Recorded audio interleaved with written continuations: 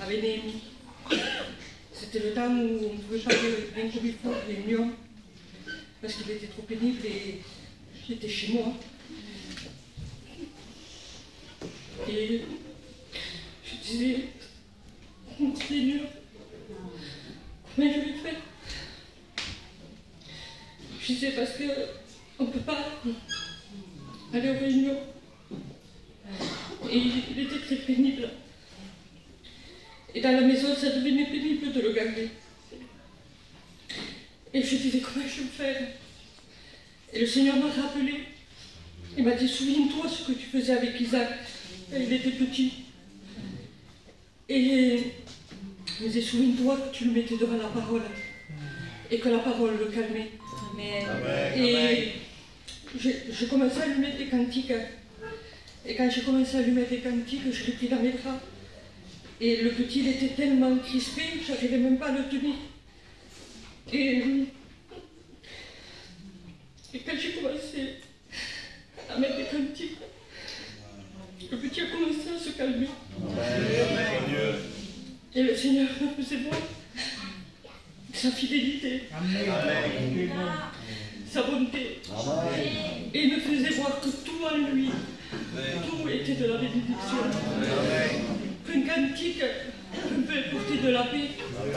Parce que le petit, quand j'ai commencé à l'approcher des cantiques et de la parole, que j'ai commencé à lui prier dans l'oreille, le petit il a commencé à se calmer et s'est détendu. Et j'ai senti une paix particulière. Et le Seigneur me faisait voir tout en moi. Tout en moi. Et bénédiction. Et il me faisait voir que même sa salive avait redonné la vue. Et je disais, Seigneur, tu es Dieu grand. Amen. Tu es grand, Seigneur. Amen. Et si des fois, les choses, elles ne se font pas comme elles doivent être, je disais, c'est parce qu'on manque de te faire confiance. Je disais, parce que toi, tu es toujours là. Tu es fidèle, je disais, Seigneur. Et ça m'arrive beaucoup du bien parce que chaque fois que le petit rentrait dans la maison, il voulait que je le prenne dans les bras et que je le mette au contact des cantiques et de la parole de Dieu. Et chaque fois que je le faisais, je sentais que le petit se calmait et que tout changeait dans la maison, qu'il y avait de la paix, qu'il y avait du repos, que le petit, je disais, Seigneur, tu me choques. Même au bout de tant d'années, tu me choques, je disais, parce que tu ne changes pas. Amen. Tu es toujours le même. Que Dieu vous bénisse. Amen. Dieu, cette soirée, ce que disait la sœur Titi tout à l'heure, là, quand on est allé au séminaire, en Espagne la dernière fois, il y avait les enfants dans le séminaire et j'ai vu, il y avait devant moi, assis sur un fauteuil, un couple, et avec son enfant, et j'étais à côté d'un frère, je ne me rappelle plus lequel c'est, et j'y faisais remarquer ça. C'est que la petite qui avait le téléphone, elle regardait le film de Jésus. Elle n'entendait pas le bruit, on n'entendait pas de bruit, on n'entendait rien, mais elle regardait les images. Et elle regardait la vie de Jésus, elle regardait les choses sur Dieu. Et je disais, voilà ce que devraient regarder nos enfants quand ils appellent, qui viennent aux réunions et qu'ils sont avec leur téléphone. Je conseille même aux parents qui sont inconvertis, mettez des cantiques à vos enfants. On a raison, la sœur, de dire ça. Mettez des cantiques. Vous allez voir que la parole de Dieu, elle a un effet, c'est qu'on a tous une âme, et cette âme, elle a besoin des choses de Dieu. Amen. Donc, mettez en contact vos enfants avec tout ce qui est spirituel et qui concerne leur âme. Voilà, moi, réellement, je sais pas trop quoi dire, mais il y a quelque temps, j'ai partagé ça hier chez Tony, avec Michael et Tony, j'ai partagé ça, et je voudrais vous en faire part, peut-être que ça peut servir à quelqu'un. Vous savez, souvent, quand quelqu'un se convertit, il dit, s'il se convertit, mettons, je vous dis un exemple, à 20 ans, il va dire, ben voilà, ben, j'étais comme ça, je me droguais, je sortais, je buvais, je faisais des mauvaises choses, et le Seigneur a touché mon cœur, et j'ai demandé pardon à Dieu, je me suis sauvé, je suis né de nouveau. Voilà. La plupart des témoignages que j'entends, c'est qu'ils racontent ce qu'ils ont fait à 20 ans, ou s'ils se convertissent à 30 ou à 40, vous voyez, mais on dit chaque fois les choses que nous vivons dans l'année, quoi. Et j'ai compris quelque chose, c'est qu'on oublie que la souffrance qui existe dans notre cœur, elle est due souvent à un passé. Elle est due à une enfance. Elle est due à quelque chose que nous avons souffert quand on était jeune. Et ça, avec le temps, on a appris à vivre avec ça et de vivre, mettons, dans un foyer brisé. Dans un foyer où il y a de l'alcool, il y a de la bagarre, il y a des disputes, il y a toutes sortes de méchanceté. Et chez moi, j'ai vécu avec les marabouts. Vous connaissez ma mère. J'ai vécu avec les cartes. J'ai vécu avec des gens, j'ai vu beaucoup moins de gens venir chez moi, des pailles, pardon, et se faire tirer les cartes par ma mère dans la maison. Donc elle était connue, ma mère, pour ça. Mais quand les gens s'en allaient, elle avait beaucoup d'argent, c'est vrai, mais il y avait une misère chez moi. Mais comme j'étais petit, je ne m'en rendais pas trop compte, vous voyez. Mais c'était les ténèbres.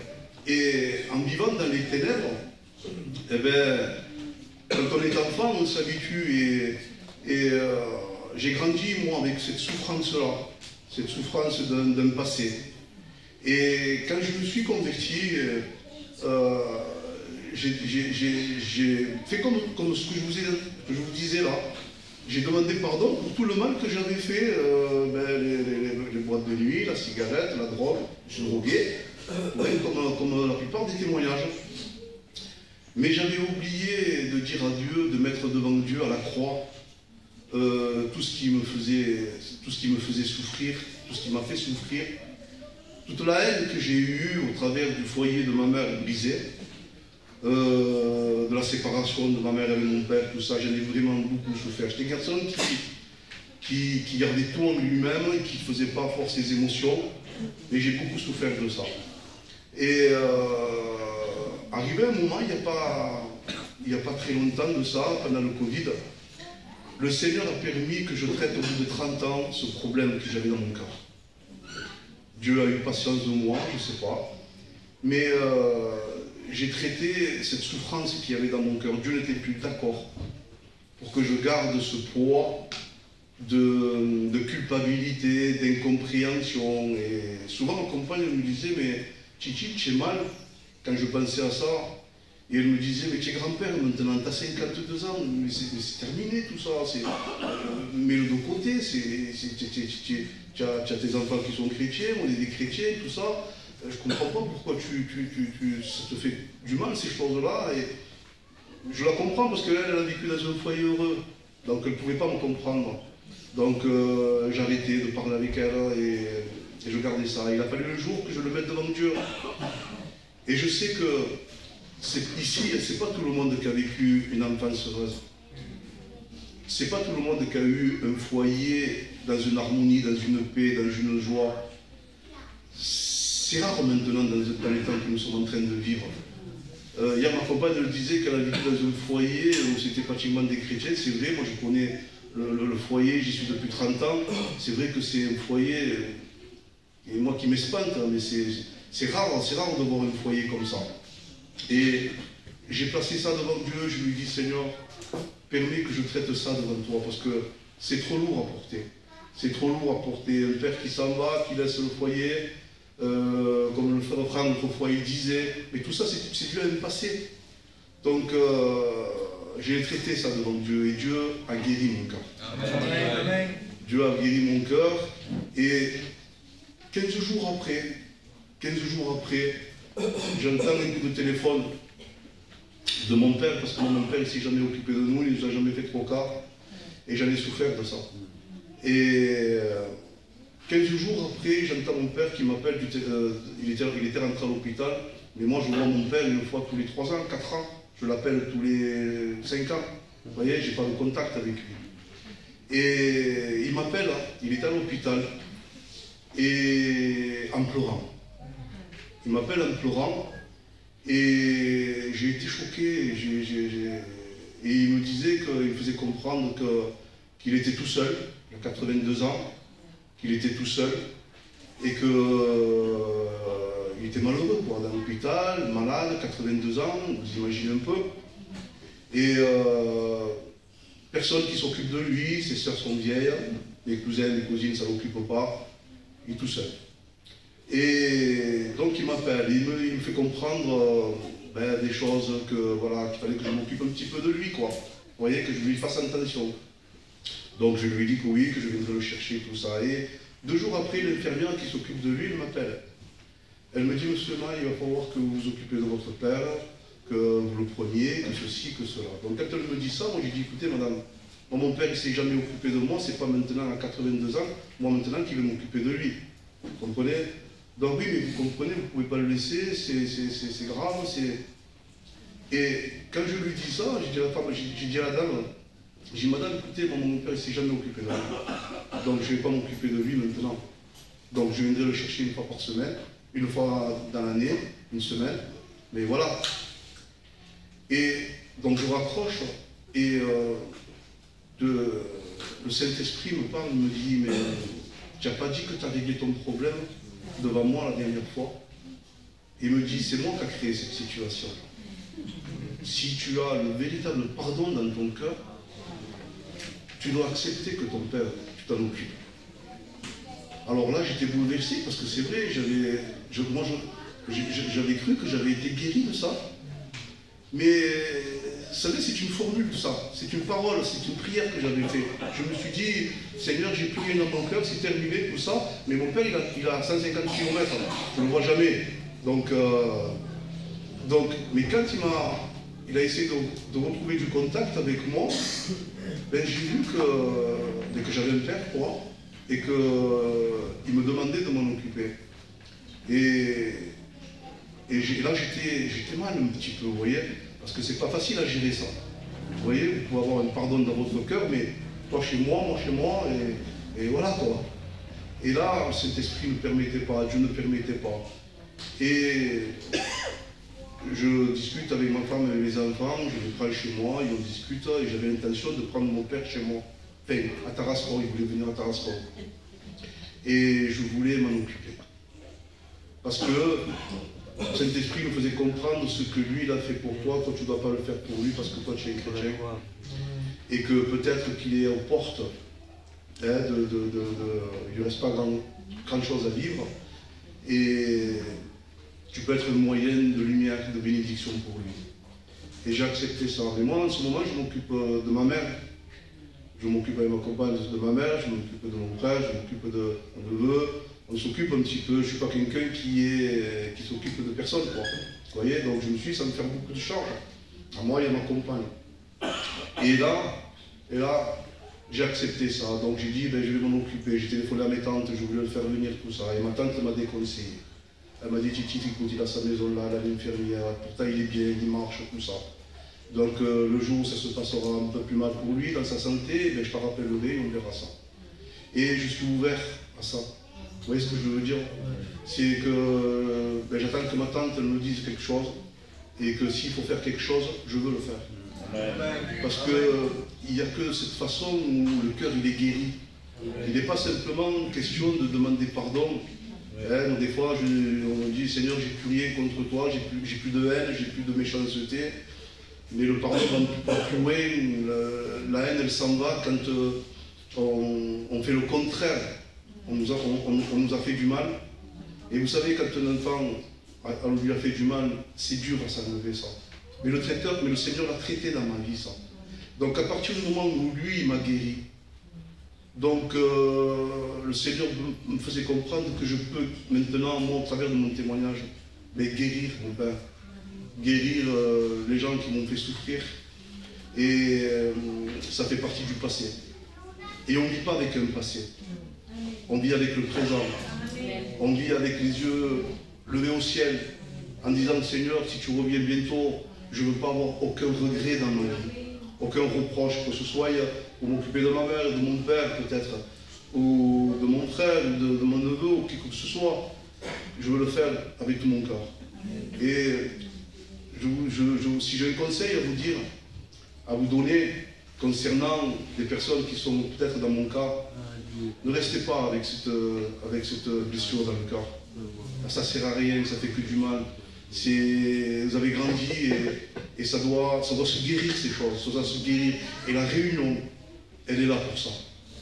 Dieu guérit les cœurs brisés. Donc Dieu peut guérir le vôtre ce soir. Écoutez bien la parole de Dieu, elle est un moyen de guérison. Que Dieu vous bénisse. On sent l'atmosphère de Dieu dans cette réunion. Et on le croit de tout notre cœur que Dieu n'a pas changé, qu'il est le même. Et qu'il est encore capable ce soir de bénir. Content de voir ma tante Louise à la réunion. Que Dieu la bénisse. Amen. Il y a longtemps que je ne l'avais pas vue. Content de la voir. Et je voudrais vous parler ce soir de trois personnages dans la parole de Dieu qui ont eu trois vies différentes, mais les trois ont eu besoin de Jésus. Trois cœurs brisés, trois vies que Jésus a guéries, trois vies que Jésus a pardonnées, mais peut-être avec des différences d'âge, je ne sais pas, la Bible ne le dit pas, mais la Bible souligne toujours quelque chose, c'est que Jésus n'a pas fait d'exception. Il les a bénis tous les trois. Le premier personnage que je voudrais vous parler, c'est des personnages que vous connaissez beaucoup, qu'on parle beaucoup dans l'évangélisation, et que c'est dommage que ces derniers temps, eh bien, on les a pris un peu de côté, mais je crois qu'encore ces personnages ont encore des grandes choses à nous dire. Amen. Le premier, c'est Bartimée. Dans l'évangile de Marc, chapitre 10, au verset 46, il est écrit « Ils arrivèrent à Jéricho. Et lorsque Jésus en sortit avec ses disciples, et une assez grande foule, le fils de Timée, Bartimée, mendiant aveugle, était assis au bord du chemin. Il entendit que c'était Jésus de Nazareth, et il se mit à crier « Fils de David, Jésus, aie pitié de moi !» Plusieurs le reprenaient pour le faire taire, mais il criait beaucoup plus fort « Fils de David, aie pitié de moi !» Jésus s'arrêta et dit « Appelez-le !» Ils appelèrent l'aveugle en lui disant « Prends courage, lève-toi, il t'appelle. » L'aveugle jeta son manteau et se leva d'un bond, vint vers Jésus. Jésus, prenant la parole, lui dit « Que veux-tu que je te fasse ?» « Rabouni, lui répondit l'aveugle, que je recouvre la vue. » Et Jésus lui dit « Va, ta foi t'a sauvé. » Aussitôt, il recouvra la vue et suivit Jésus dans le chemin. Amen. Bartimée, moi je l'ai appelé le mal compris. Est-ce que c'est jamais arrivé dans ta vie de souffrir parce que tu es mal compris? Mal compris par tes parents, mal compris par tes enfants, mal compris par ta famille, mal compris par tes amis. Tu as la sensation et cette image que les gens te renvoient que tu es quelqu'un de mal compris. Et tu as beau essayer d'enlever cette étiquette qui te colle à la peau, mais tu restes comme toujours le mal compris. Pourquoi je vous dis que Bartimée était le mal compris? Parce que si on se base par rapport à la signification de son nom, Bartimée, fils de Timée, veut dire fils de quelqu'un qui était hautement apprécié. Et on ne sait pas comment, on ne sait pas pourquoi, tout à coup Bartimée est tombé aveugle. La Bible ne précise pas pourquoi il est tombé aveugle. Mais la Bible dit qu'il était aveugle, il était mendiant et il était au bord du chemin. Il vivait à Jéricho, c'était quelqu'un qui vivait de l'aumône, il faisait la manche, aujourd'hui on dit. Et puis cet homme qui, d'après son nom, était quelqu'un qui était appelé à devenir quelqu'un de grand, tout à coup, la maladie l'a frappé. Et parce que la maladie l'a frappé, et là je vais vous expliquer pourquoi il était le mal compris, parce que les gens avaient un regard, les gens de l'époque où vivait Bartimée avaient un regard sur les malades. Les Juifs de l'époque, lorsque quelqu'un était malade, ils croyaient que les gens tombaient malades parce qu'ils avaient péché, ou parce que leur famille avait péché. Et puis la Bible ne dit pas que Bartimée avait péché. La Bible dit simplement que Bartimée était aveugle, et qu'il était devenu mendiant, et qu'il était au bord du chemin. Cependant, ce n'était pas certainement la destinée qu'il s'apprêtait à avoir. Il était quelqu'un qui peut-être s'apprêtait à reprendre le commerce de son père, le commerce de sa mère, je ne sais pas, le commerce familial. Il était peut-être l'aîné d'une famille, la Bible ne le précisait pas. Il était peut-être appelé à faire quelque chose d'honorable, à avoir des enfants, à se marier, à construire une famille, à bâtir quelque chose. Mais cependant, Bartimée était le mal compris. Et parce qu'il était mal compris, tous les regards des personnes de son époque étaient braqués sur lui, et dans sa vie quotidienne, des jugements étaient sur lui. Lorsqu'on voyait Bartimée au bord de la route, eh bien on disait certainement, voici cet homme qui était destiné à de grandes choses, parce qu'il a péché. Et c'est terrible de souffrir de préjugés. C'est terrible d'avoir une étiquette sur le front.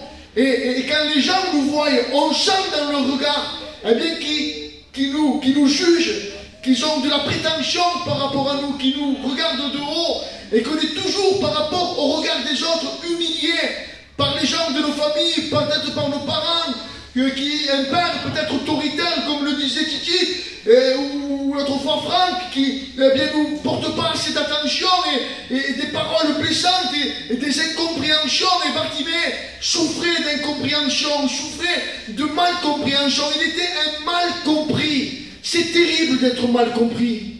Et la Bible nous dit qu'alors que Jésus passait à Jéricho, Bartimée va entendre que Jésus de Nazareth passait à Jéricho. Ce soir, je ne sais pas si c'est ton cas, je ne sais pas si tu souffres parce que les gens te collent une étiquette, parce que tu es quelqu'un de mal compris, et tu souffres parce que certainement les gens disent que les malheurs qui t'ont arrivé dans ta vie, c'est parce que quelque part tu l'as mérité. Et il y a toujours des gens qui trouvent toujours des choses. S'il a ça, c'est parce qu'il y a ça. Ils ont toujours des logiques. Et c'est souvent des logiques méchantes.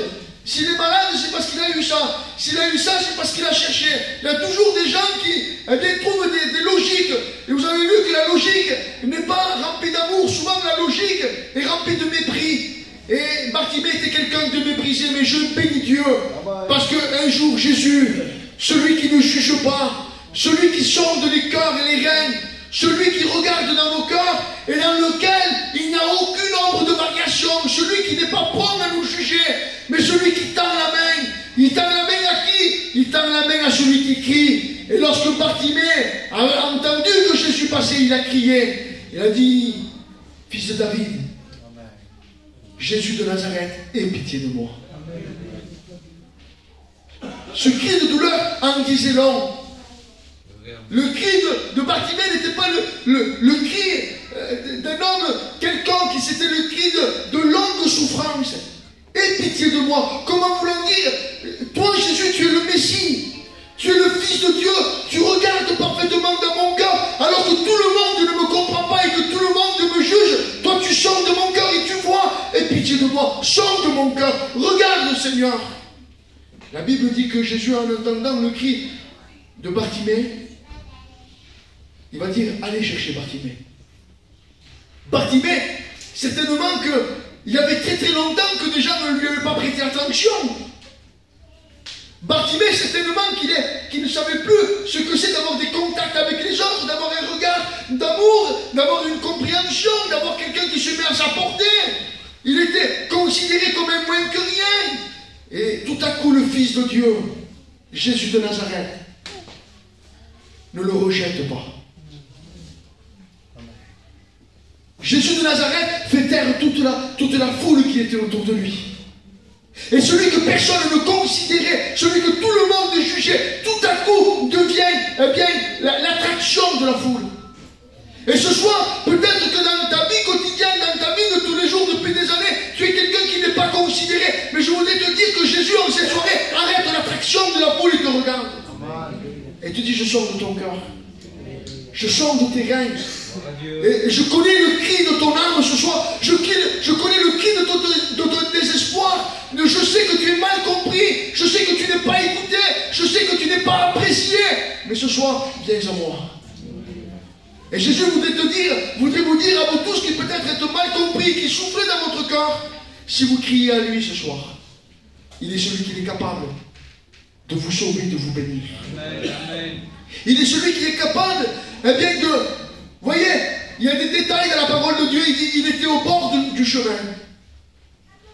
Et peut-être réunion après réunion, Dieu est au bord du chemin. À la fin de la réunion, Bartimée était dans le chemin. Et ce soir, ce que Jésus veut, ce n'est pas que tu restes dans cette réunion au bord du chemin. Mais dans cette réunion, Jésus veut te sauver, te guérir, te bénir, et il veut que tu rentres dans le chemin. Il y a trop longtemps que tu es observateur, il y a trop longtemps que tu restes avec des blessures dans ton cœur, il y a trop longtemps que tu caches des choses et que tu as une apparence devant toi, dans ton cœur envers les autres. Mais Jésus voudrait te dire, si tu cries et que tu es honnête et que tu ne caches pas ta douleur, c'est terrible de cacher sa douleur. On rentre dans une mentalité, nous, il faut être un homme. Un homme, ça ne pleure pas. Un homme, ça n'a pas mal. Un homme, eh bien, il ne fait jamais voir ses sentiments. Un homme, il va toujours de l'avant. C'est ce qu'on nous a inculqué. Hein? On nous a inculqué qu'il fallait être un homme. Se lever le matin, il fallait travailler, il faut donner le pain, mettre le pain sur sa table, il faut élever ses enfants, il faut faire. Et si on ne fait pas tout ça, eh bien, on a l'impression d'avoir manqué sa vie. Mais je bénis Dieu, parce que Dieu, lui, n'est pas dans toutes ses logiques. Dieu, lui, n'est pas dans ses états d'esprit.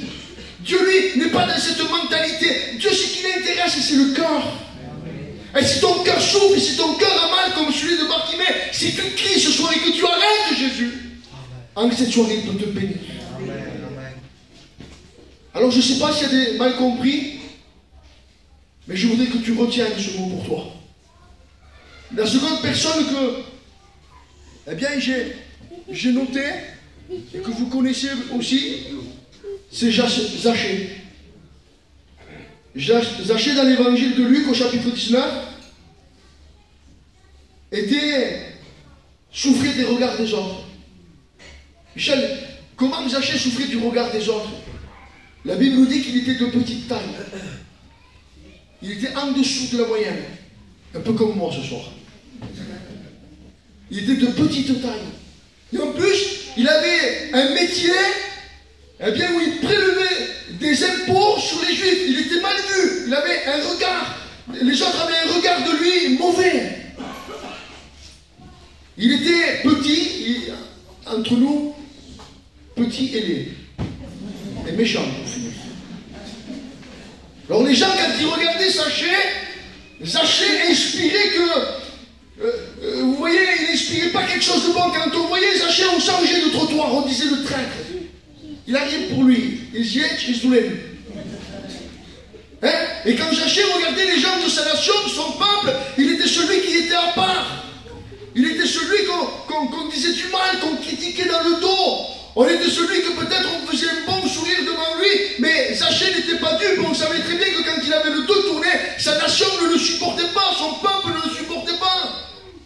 Et puis Zachée a grandi dans la vie avec un mauvais regard des autres. Et peut-être que c'est le regard que les gens ont sur toi. Et peut-être que depuis que tu es petit, tu as entendu ça. Et tu es méchant, tu es méchante, tu es avare, tu ne penses qu'à toi, tu es égoïste, tu regardes que ton propre intérêt. C'est ce qu'on disait de Zachée. Et puis Zachée a grandi comme ça. Et puis, la Bible nous dit qu'un jour, Jésus est passé dans ce village. Et parce que Zachée avait entendu parler de Jésus, et il savait que Jésus ne faisait pas d'exception, il aimait même les collecteurs d'impôts, puisque Matthieu, qui était un collecteur d'impôts, est devenu un disciple de Jésus. Et puis, il avait de Jésus, eh bien, un regard différent. Il se disait, mais tous les autres me jugent, tous les autres me regardent comme un avare, un méchant, et quelqu'un qui mérite la mort. Mais Jésus, lui, regarde, tout le monde avait un regard d'amour. Il y a un regard de compassion. Et la Bible nous dit que quand il savait que Jésus passait par là, il monte sur un sycomore. Je vous garantis que pour Zachée, ça devait être un combat. Quand il est monté sur ce sycomore et que la foule suivait Jésus, toute la foule devait dire, il est là, lui, l'embarras. Il est là, lui, le traître. Il est là, le collecteur d'impôts. Il est là, le vilain. Et puis Jésus lève sa tête et le regarde. Et il dit, Zachée, aujourd'hui même, il faut que je demeure chez toi. Il faut que toi et moi, on ait un entretien. Et puis la Bible nous dit que quand Zachée entend ça, combien de temps ça faisait que Zachée n'avait pas entendu une parole d'amour? Combien ça fait de temps que Zachée n'avait pas eu à son égard un peu de compassion? Combien ça faisait de temps qu'on n'avait pas pardonné à Zachée? Combien ça faisait de temps que Zachée vivait avec cette impression que tout le monde le détestait? Et un jour ou l'autre, celui qu'on appelle l'amour est venu. Amen. Et alors que les gens critiquaient, ils disaient, mais à Jésus, mais il dit, moi je suis venu pour ceux qui ont besoin. Et Zachée, il faisait partie, il dit, je suis venu pour lui qui est un fils d'Abraham. En voulant dire, celui que vous critiquez est votre frère. Celui que vous critiquez, celui que vous murmurez est de notre nation, et comme nous. Et je voudrais vous dire entre parenthèses, ce n'était pas dans le thème de mon message, mais je trouve que dans notre peuple, entre nous, on est souvent méchants. Si on peut écraser l'autre, on l'écrase. Si on peut dire du mal de quelqu'un, on dit du mal de quelqu'un. Plutôt que de faire un bien, eh bien, si on peut faire quelque chose qui n'est pas agréable, on va faire plutôt ce qui n'est pas agréable.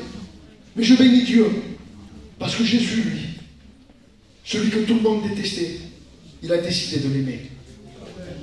Et peut-être toi ce soir, les gens vont se regarder sur toi. Tu es méchant, avare, hypocrite, tous les noms te sont donnés. Mais Jésus ce soir, il est celui qui veut te dire qu'il t'aime. Et que ce soir, il veut souper avec toi. Et que ce soir, il veut manger avec toi. Et que ce soir, il veut avoir un entretien de cœur à cœur avec toi. Alors on a vu Bartimée, le mal compris, Zachée, celui qui souffre du regard des autres. Et il y a une femme qui, dans la Bible, nous parle dont elle était malade depuis 12 ans, dans l'évangile de Marc au chapitre 5. Et moi je l'ai appelée la désespérée. Et peut-être qu'au jour dans cette soirée, il y a au milieu de nous des désespérés. Des gens qui n'arrivent plus à espérer que leur vie peut changer. Désespérés par un foyer qui depuis longtemps est ruiné. Désespérés depuis longtemps parce qu'ils souffrent de la mauvaise vie de leurs enfants. Désespérés parce que financièrement peut-être ils ne s'en sortent plus. Vous savez, on n'en parle pas souvent, mais j'en suis convaincu qu'au milieu de nous, financièrement, les gens sont tellement désespérés qu'ils ont même des pensées de suicide. Pas chez nous, c'est pas vrai. Je vous promets que ça existe. Et puis, cette femme désespérée, la Bible nous dit qu'elle avait vendu tous ses biens, elle avait vendu tout ce qu'elle avait pour aller voir les docteurs. Aucun docteur ne l'avait guéri, aucun médecin n'avait trouvé de solution pour sa maladie. Et la Bible nous dit qu'alors qu'il y avait une grande foule et que Jésus passait, elle se fraye un chemin au milieu de la foule et elle touche le bord du vêtement de Jésus. Et ce soir, peut-être que tu es un désespéré, tu es une désespérée. Peut-être même les gens autour de toi te disent, mais c'est un dépressif, un malade mental. Il n'y a rien qui le satisfait, il est content de rien. Il n'y a rien qui lui apporte un peu de bonheur, ni ses enfants, ni sa compagne, ni les sorties, ni les restaurants, ni les gens autour de lui n'arrivent à lui faire sortir de cette dépression et de ce désespoir. Mais je bénis Dieu ce soir. Parce que si tu te trouves comme ça, et que personne n'a une solution pour toi, Jésus a une solution pour toi. Dans cette réunion, tu peux te frayer un chemin. Tu peux pousser la foule. Remarquez que ces trois personnes ont toutes fait quelque chose. Bartimée a crié. Zachée est monté sur un sycomore. La femme malade s'est frayée un chemin. Et toi, dans cette réunion, il faut que tu fasses quelque chose. Tu ne peux pas rester passif en attendant que quelque chose se fasse. Il faut qu'il y ait une action de foi dans ton cœur. Et il faut que comme Bartimée, tu puisses crier, ou comme Zachée, tu puisses monter sur un sycomore, ou comme cette femme malade, tu te frayes un chemin dans la réunion pour sortir de ton désespoir, de ton incompréhension, de la la souffrance que tu as par rapport au regard des autres. Ce soir, toutes ces choses-là peuvent être guéries.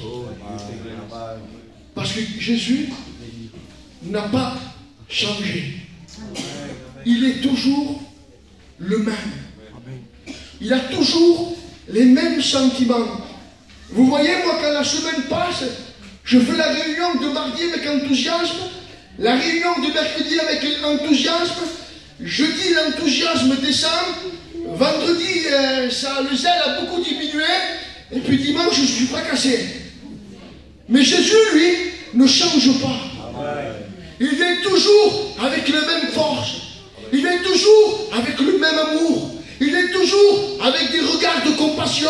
Il est toujours en te tendant la main, en ne pas te jugeant, en ne pas te critiquant. Il est toujours là pour se mettre à ta portée en te disant, voilà, mais je sais que tu souffres parce que, eh bien, ta vie n'a pas été toujours heureuse, parce que tu as vécu telle et telle chose, et peut-être le péché, et Satan en a profité pour semer des choses mauvaises en ton corps. Et aujourd'hui, ça fait que tu es lié par la colère, la méchanceté, le non-pardon, l'alcool. Vous savez, tous les gens qui boivent de l'alcool et qui se droguent ont un besoin insatiable de satisfaire leur cœur. Il y a quelque chose qui n'est pas comblé, alors ils essayent par l'alcool, ils essayent par la drogue, ils essayent par les sorties, ils essayent par ce que le monde leur offre, et puis ils sont insatisfaits constamment, ils se droguent de plus en plus, ils boivent de plus en plus, ils sortent de plus en plus, et ils sont de moins en moins heureux. Ce soir, arrête de te droguer, arrête de boire, arrête de sortir, arrête de chercher. Jésus est ici. Et il est le même. Il ne change pas. Il est là pour te bénir. Il est là pour te sauver. Il est là pour te tendre la main. Arrête de te créer une carapace. Cette carapace, elle ne te sert à rien. Je vais vous raconter une anecdote. C'est une image qui me vient en prêchant. L'autre fois, j'étais au bord de la route comme ça avec mon fils Lévi et je vois une tortue qui traverse. J'ai jamais vu une tortue aussi rapide. Moi, je veux une tortue. Elle était rapide, ça. Qu'est-ce que je fais? Je prends la tortue, je la prends. Et puis là-bas, à mon terrain, j'ai un chien, et je la porte. Et puis la tortue, dès qu'elle voyait le chien pour se protéger, elle s'enfermait dans sa carapace. Et plus elle s'enfermait dans sa carapace, plus le chien aboyait pour qu'elle sorte de sa carapace. Et quand elle a fini par sortir de sa carapace, le chien a regardé, il a fini d'aboyer. Alors quelle est l'image que je veux te donner? Pour que tu sois guéri, il faut que tu sortes de ta carapace. Tant que tu resteras dans ta carapace, eh bien tu souffriras seul. Mais Jésus ce soir voudrait que tu sortes de ta carapace. Il voudrait que tu sortes le mal qui est en toi.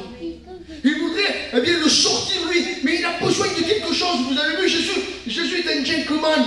Jésus ne défonce pas les portes. Le diable détruit tout, lui, mais il défonce les portes. Là où on lui interdit de rentrer, il rentre. Là où on lui interdit de faire des choses, mais il vient et il brise tout. Mais le Fils de Dieu est apparu pour détruire l'œuvre du diable. Et ce soir, tout ce qu'il a construit et bâti dans ta vie depuis des années et des mois, eh bien le Seigneur est capable ce soir de te bénir. Amen. La vie n'a pas toujours été rose pour toi. Mais si ce soir tu le veux, Jésus peut te guérir. Amen. Alors, on va simplement incliner nos têtes. Et souvenez-vous, que ce soit Bartimée, Zachée, ou que ce soit la femme qui était malade, elles ont toutes fait un acte de foi. Amen. Alors ce soir, tu vas me dire, Michel, mais est-ce qu'il faut que je monte sur un arbre? Il faut que je touche le vêtement? Je ne comprends pas ce que tu veux me dire. Ce que je veux te dire ce soir, que si tu souffres et que tu cries dans ton cœur, le Seigneur peut te bénir. Alors je vais demander aux frères qui chantent un cantique. Pendant que le cantique est chanté, si tu voudrais simplement lever ta main de ta place, en disant, Seigneur, je souffre,